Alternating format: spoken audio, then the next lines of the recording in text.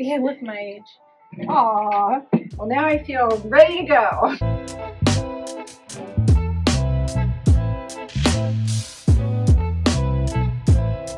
Hey guys, welcome back to my channel.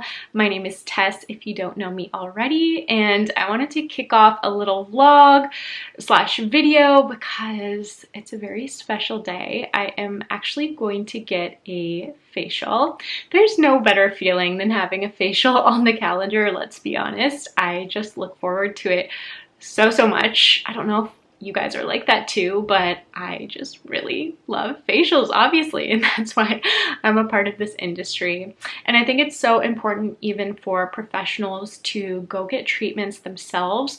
You learn so much from being in other people's treatment room, just noticing their quality of care and, you know, what they do in the treatment room.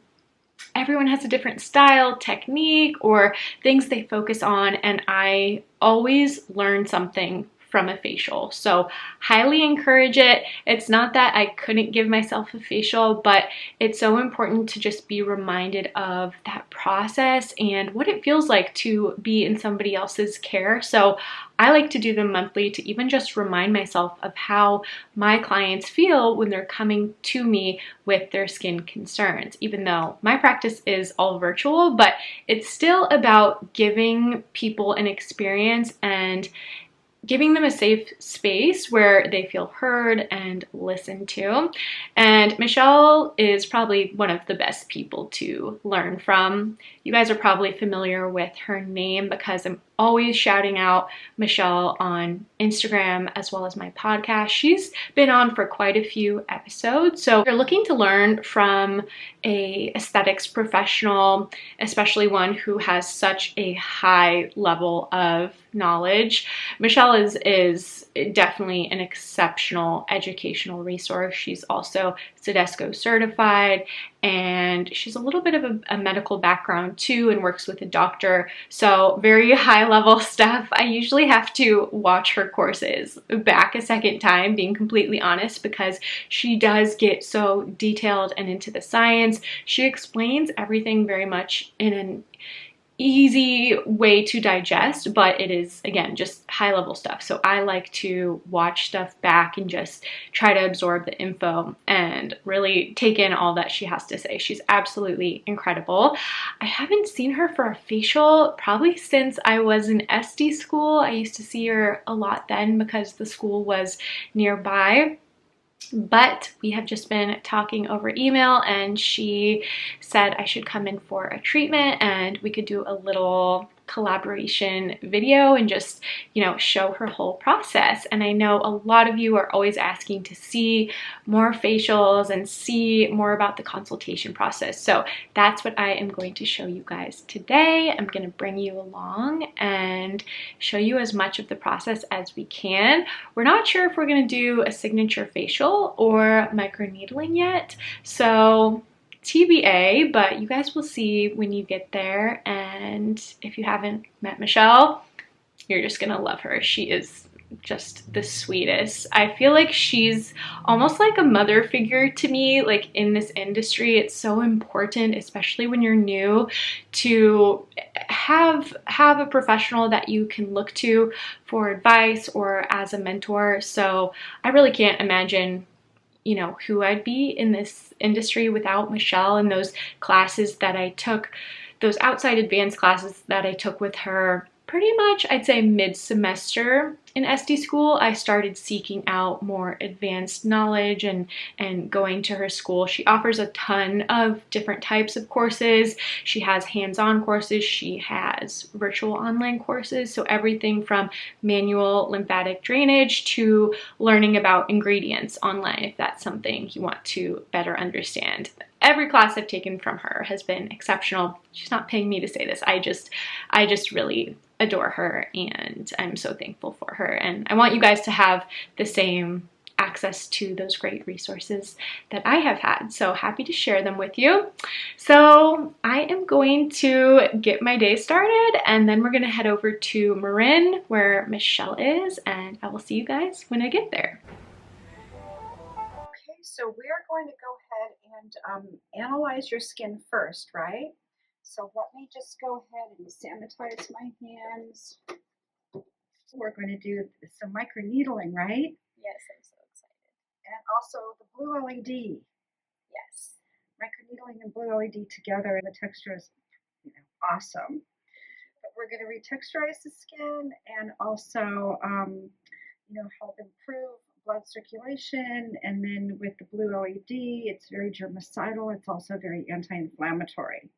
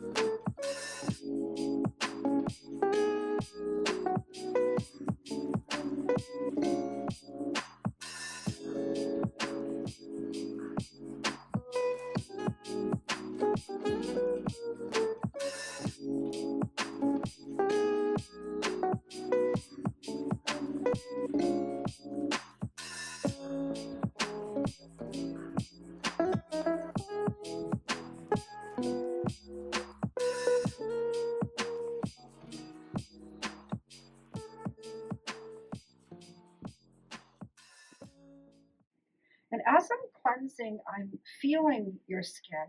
I am making sure there's nothing underneath your deeper to what I can see.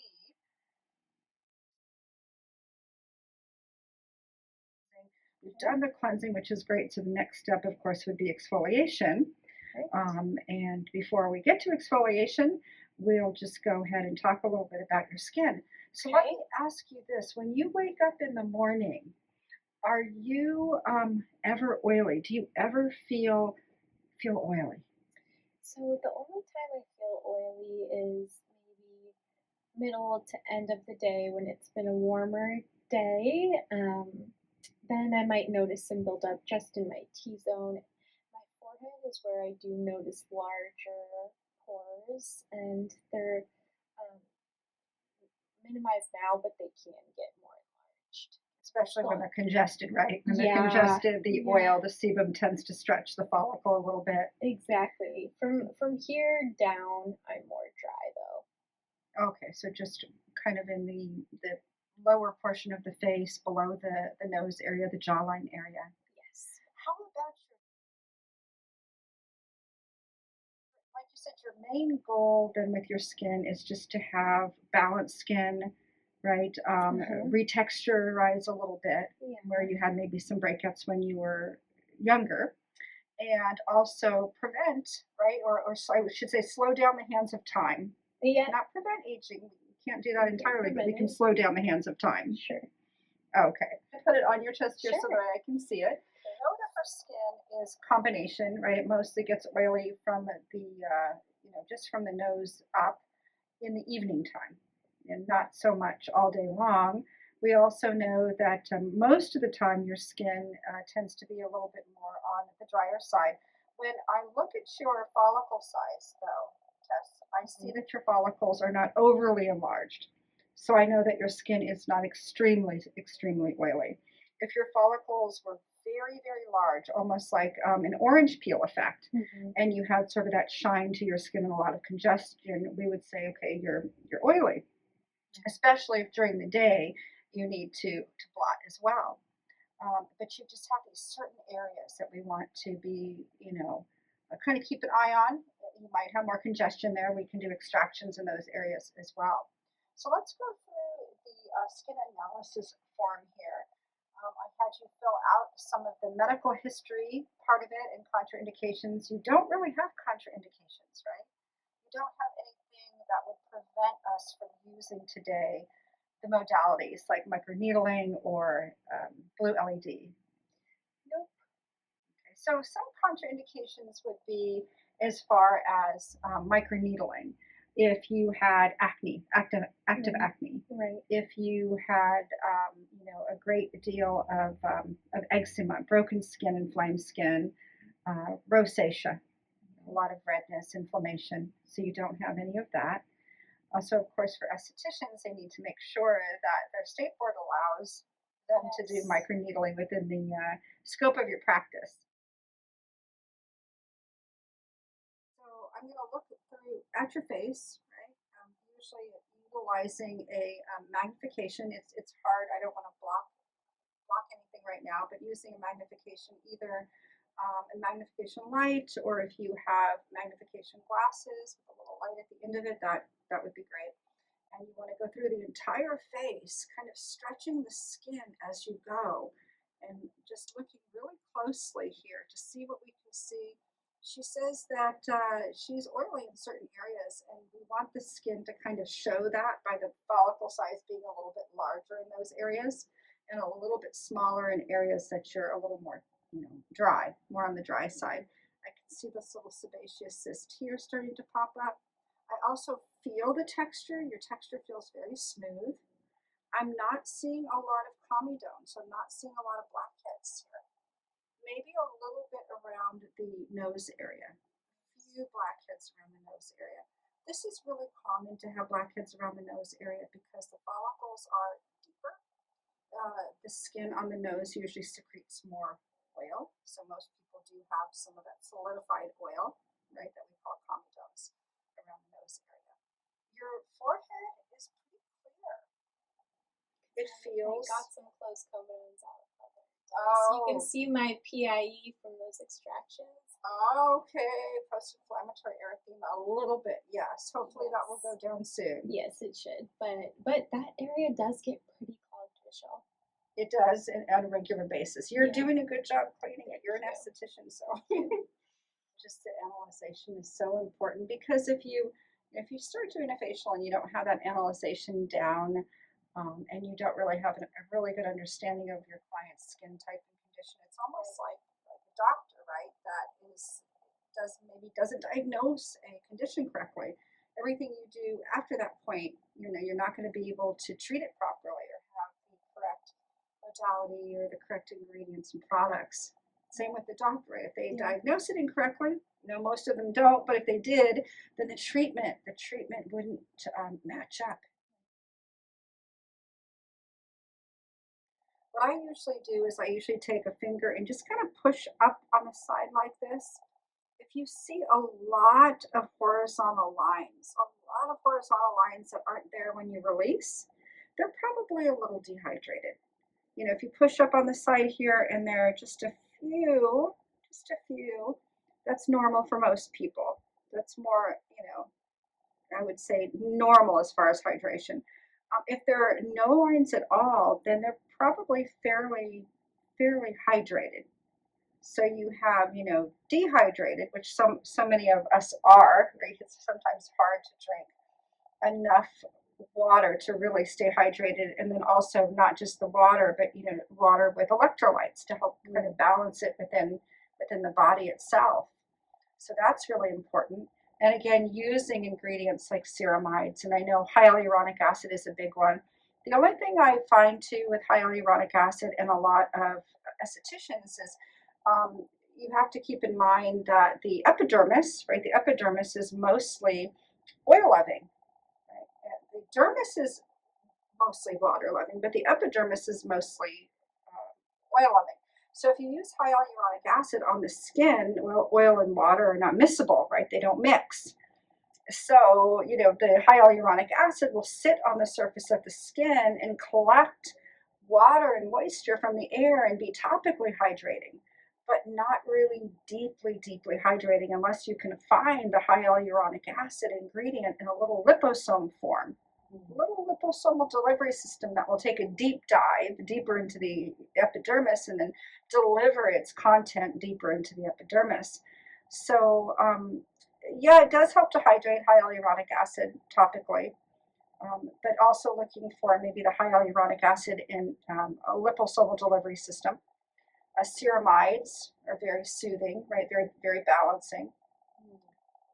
Even squalane, and squalane comes from the eye of the olive. It also comes from shark liver, and it helps to retain both lubrication and hydration.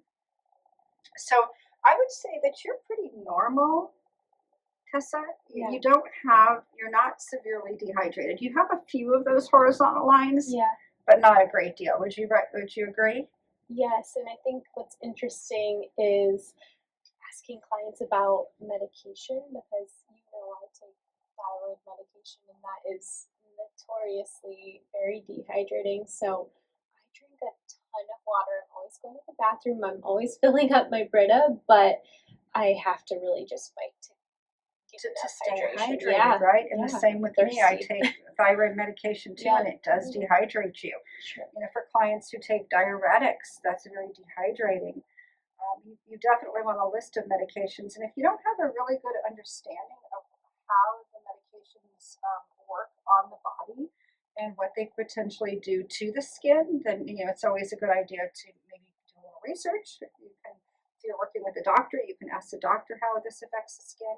But that's right, thyroid medications are dehydrating. That's probably why I'm so dehydrated as well. We're thirsty girls. thirsty older. Now, if you're thirsty, you are definitely dehydrated. You should never really feel like, I'm thirsty. Because if you feel that, you know that it's too late. It's too late. Exactly. You don't have a lot though, Tessa. Yeah, I do have some, and I don't love them. Maybe that's something a laser would treat. It would too. Yeah, it would definitely have to shrink down the capillaries so they're not so noticeable. Like just a few right around the nose area. And there's my beautiful cyst, you guys. You're welcome. It'll be gone in no time. Yeah. We'll use some blue LED. Yeah, so they're just a little bit around the nose area. What I find with my clients is that when they take vitamin C, 500 milligrams of vitamin C together with 250 milligrams of bioflavonoids, it really helps to strengthen the capillaries. That's a good tip, you guys. I know that by heart because you always tell me that, Michele, but I need to actually do it, huh? You got to do it. Work when you do it, but I know I'm the same way sometimes. But yeah, it'll strengthen 500 milligrams of vitamin C, 250 milligrams of bioflavonoids together, right? It will strengthen the capillaries. It'll act as an anti-inflammatory, antioxidant, really help to reduce the redness. Yeah. So, looking at the skin here, there's a couple of areas of dilated capillaries. You definitely don't have rosacea, which is a major inflammation of the capillary. There's a little bit of erythema, which is just the redness, the ruddiness, and that's pretty much because your skin is thinner. Mm-hmm. You've got thinner skin, you have sensitive skin. We'll get to, talking about why your skin is sensitive and how we know that. And see here, right, there's a little bit of a papule here. Not bad. You can see right in here all of the erythema that she has. This is all erythema. I just touched it and it became inflamed. And that's because of the ultrasound therapy you had a few weeks back. The skin is still sensitive. There's still some inflammation there. Give it a couple more weeks. And you're using your cortisone, your hydrocortisone. Yeah, twice a day. A few comedones around the nose area. Really up close and personal. This is how much I love you guys. I'm willing to show you all my blackheads. It's good. And your skin's still looking this close, almost looking down, the barrel of the follicle. It's still great skin. You still have great skin. Right in here. There's no real melia. There's no real melia around the eye area. It's a little bit dry, which is of course normal because this tissue is so thin. It lacks oil glands, so it will be a little bit thinner, a little bit rougher, but there's no melia here at all. It looks great. Let's take a look while we're looking here at this blood circulation. So I would say it is not poor. Your blood circulation is not poor. If you've had a great deal of dilated capillaries, we would say it's poor, just meaning that there's so much sort of blood in and around the skin. It's, I would say, more average to good because you've got a couple dilated vessels and that's it. And like you mentioned, you could have, maybe some vascular laser treatments done, which will just help to shrink those little capillaries down and make them go away and hopefully not come back again.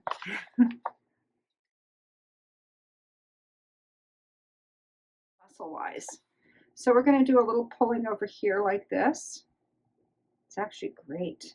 You know, when it's hard to even grab a hold of, and you know it's just so elastic, you know it's very good. We're comparing this, by the way, to an infant skin, a baby's skin. So most of us can't say we've got you know good muscle tone, but you do. It's hard to pull.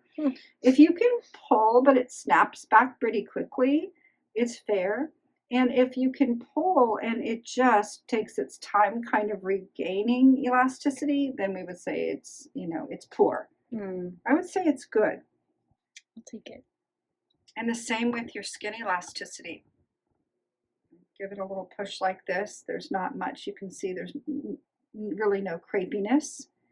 Sometimes people have it around the eye area. Let's give it a go and just pull it a little here and see. Looks good to me. Maybe. I do consider my eyes crepey, or getting there. I notice at 30 more crepiness than 20. A little bit less of a snapback than with the rest of the face, which is common, right? Because the skin's so thin there. There's not a lot of oil glands here. There's not a lot of that extra protection. You rub your eyes, you know, we have tears we rub, there's you know, the way we sleep. But it's still fair. It's still really fair. And I know, Tess, you use your eye moisturizer. I do. Do you remember the ingredients in your eye moisturizer? I use Youth Eye by Is Clinical, so it has some good peptides in there. No real acids. It's mostly a peptide eye product. Very rejuvenative, right? Yeah. Stimulates the skin, stimulates the production of collagen when you have a really good product like that. Yeah. The back of a tweezer like this, of course not the tip of the tweezer, but the back, just like that. It's clean, it's sanitary. And just give a really light across the skin like this. Very, very light, not too hard, not too aggressive. The same with the forehead. I've never seen this before. Yeah. And the neck, you could already tell, is sensitive. Yeah, that is one area of my body. I don't flare up on my face. I actually wouldn't consider my face very sensitive. I can tolerate some stuff, but the neck for me is really sensitive, so that's good for people to know, though sometimes it can be reactive in treatments, and you may not treat the neck with the same peel on the face for everyone. Exactly. And if you can see, I don't know if you saw that, but I'll do this side. If there is some erythema, there's some sensitivity. If it actually welts up or becomes very light, then there's some hypersensitivity. I had some of that on the forehead right here. If you can see that, a little bit on the forehead. And there was some erythema here, of course, on the cheek area. So we know that you're sensitive, right? We know your skin is, would you say your skin is sensitive?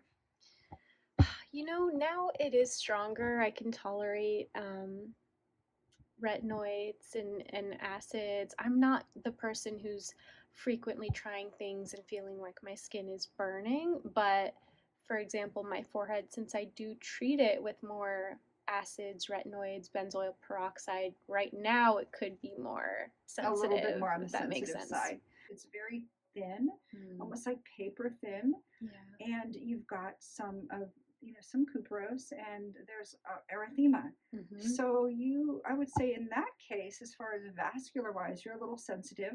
So I'm sure when you go out into the sun, right? Oh, if yes. you exercise and if you just get a lot of stimulating massage, you probably get a little pink. So we need to be careful with that. Yes, definitely. Even though you can probably handle a peel, we still want to be more careful than somebody like me who had really, or who has really, really thick skin. Yes. Skin sensitivity. Now we're looking for lines. So there are actually 3 types of lines. There are water dry lines, which I told you about. She has some. That's pretty normal. Most of us do. And then there is expression lines. Expression lines come from expression.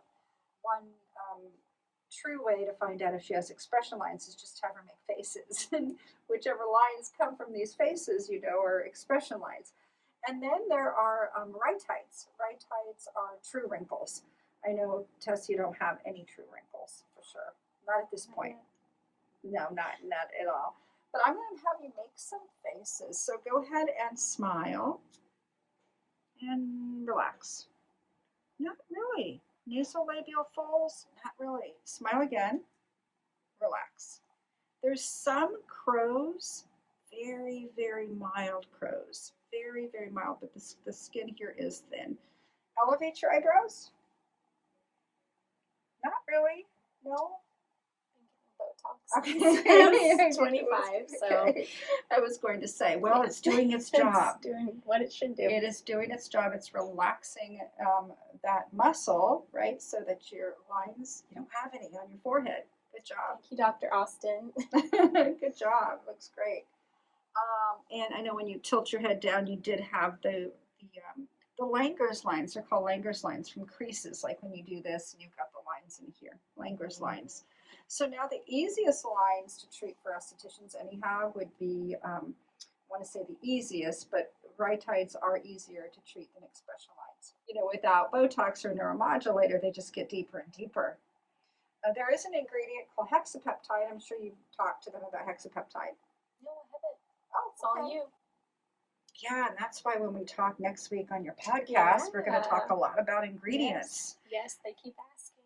Yeah, ingredients are important. You know, it's about what the ingredient can do for the skin and making sure that you use the correct ingredient, you know, for the purpose that you need it. Right. So hexapeptide, I like to call it, and I know it's not, but I like to call it topical Botox. It helps to rejuvenate, and it also helps to relax a little bit that muscle, you know, a muscle in a specific area, which makes the line a little softer. It helps to speed up the cell renewal process. It also helps to rejuvenate the tissue. So it's really good for actual lines in terms of expression lines. Now, rhytides are the crisscross lines one would get in the skin, which you don't have any of, but they would be the crisscross lines that a lot of older folks get. And that's mostly from the sun and also gravity and biological aging. And you see that with the sagging of the skin. You know, with the sagging of the skin comes a lot of the lines, and you don't have any of those.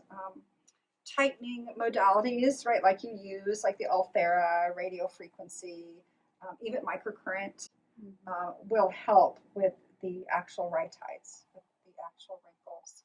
And of course, the facelift, once one needs it, will help with the actual wrinkles too. So no wrinkles for you.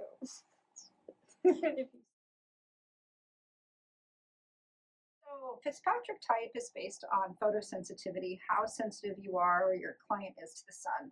You know, if you're really sensitive, if you burn easily and you don't tan but you blister, you're probably a 1, right? That's somebody that's just very, very fair. Then you've got Fitzpatrick 2, where the individual burns. They don't tan that well, but they definitely don't blister either as much as a Fitzpatrick 1. You also have a Fitzpatrick 3. 3 is darker hair, usually darker eyes.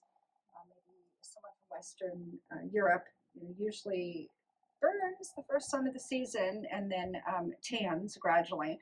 I'm about a 3.2, 3.3, and I'm guessing you're probably around a 2 is what I feel. Yes, yeah, I would say a 2.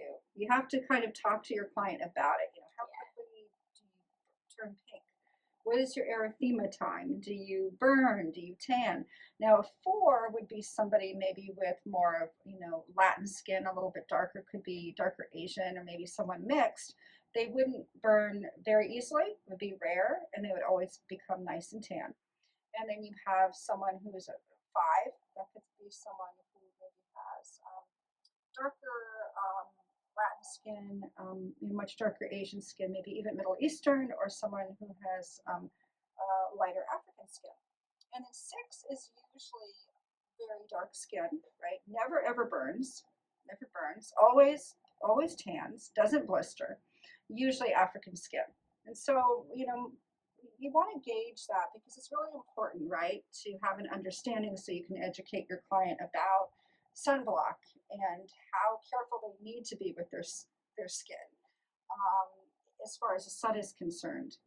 If you've got someone with really fair skin, white skin, Irish skin, lots of freckles, red hair, they're definitely going to burn faster in the sun.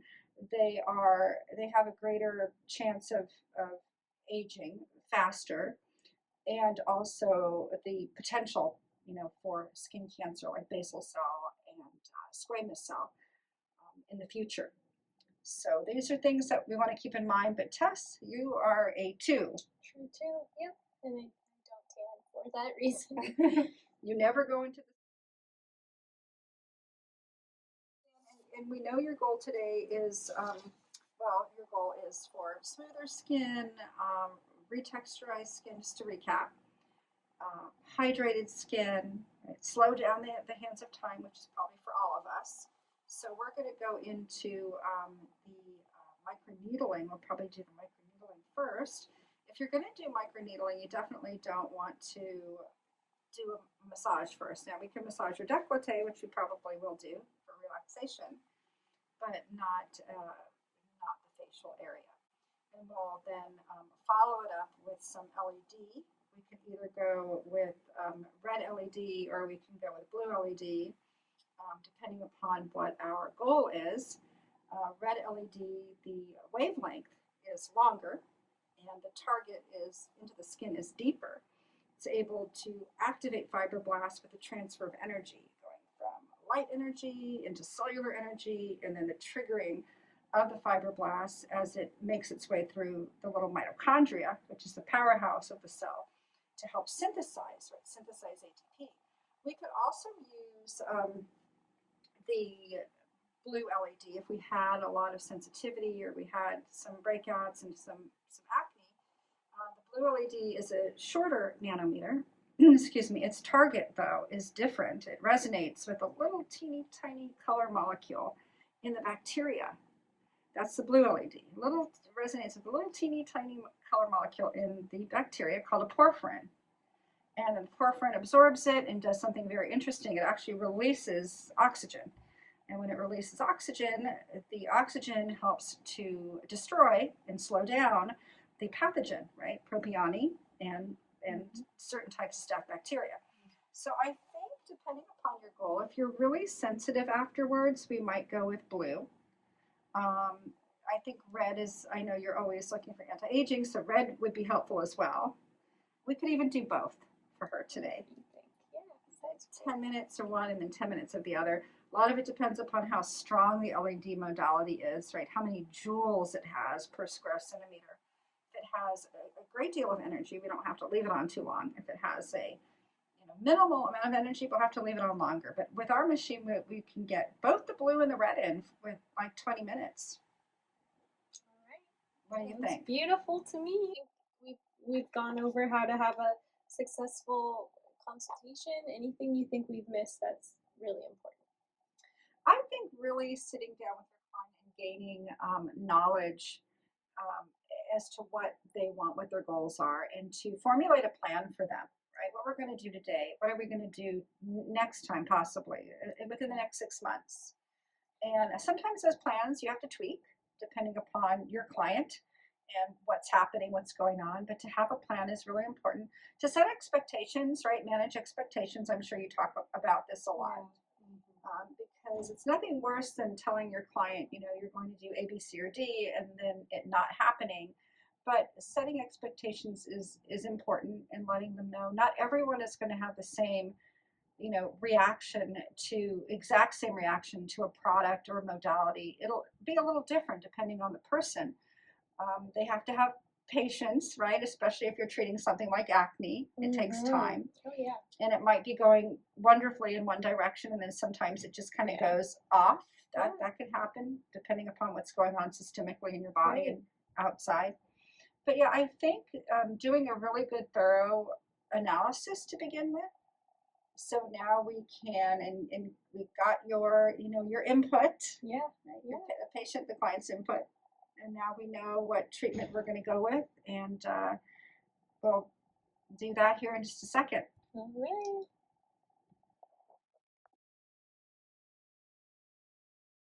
So we're going to apply a little bit of this pharmaceutical grade hyaluronic acid on the skin prior to the microneedling. We sanitize the face, clean the face, use a little alcohol. It's dry now. We're going to apply the hyaluronic acid. Remember, make sure that state board allows you to do this prior to doing it. Feels good. I don't like to really use any other products other than hyaluronic acid because there's some ingredients that are so active and so stimulating it can cause a reaction afterwards. Just not fun. And I won't do your neck because I know what's going on there at this moment. Yes. Case in point. Exactly. Not a lot, just a small amount. Where do you feel, Tess, your more, areas of concern Oh, are? definitely forehead and maybe kind of nasolabial folds and near my crow's feet. Okay. To begin with, I'll have it fairly low at a 0.5, especially for the forehead. The faster it goes, the more superficial it is. The slower it goes, the deeper it is. 2.5, between that and 0.5. Go over the forehead. Let me know how it feels to you. Okay, here we go. Okay. How does it feel? Not too bad. Scale of 1 to 10, 10 being really uncomfortable. 8. Ooh, okay. So we would like it a little bit less than that. So let's go to maybe just a 0.25 here. How about this? Oh yeah, that's pretty easy. Not an 8? Not an 8, no. Maybe like a 7? Yeah, I think because my forehead's so bony, maybe it's those parts. Yeah, exactly. That's exactly what it is. Our foreheads are so bony. I'm going to focus in this area. Now, if someone's recently had like a filler or a modulator, and you want to wait about 10 days or so.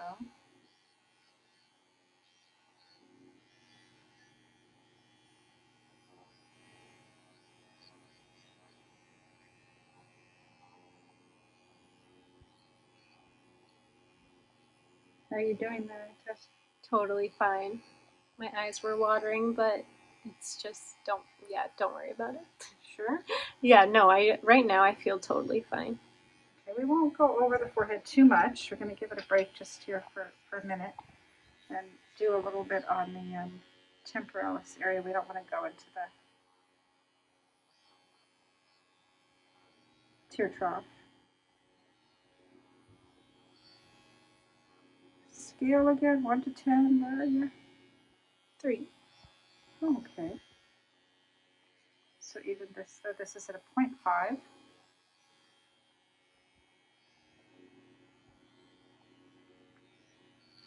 So you're still at about a 3. Mm-hmm.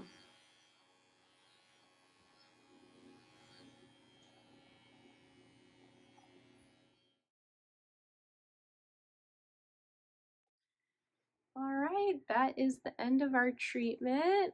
Looking a little pink, but nothing too crazy. It's a little pink, but it shall go down in the next hour or so. Yeah. I mean, you can ice it a little bit, but it's probably not necessary. A little pinkness, a little erythema is good. It means that the treatment is working.